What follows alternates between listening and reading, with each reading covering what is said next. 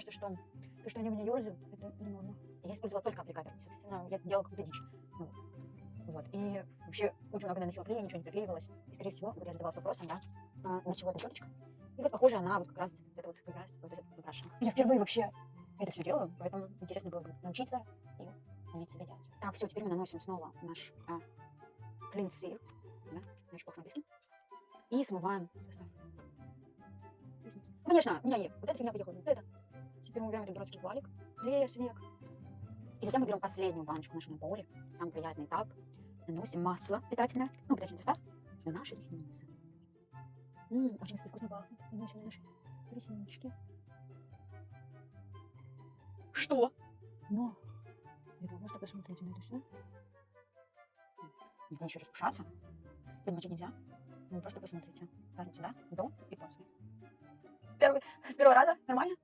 Я не даже впиваются в веко.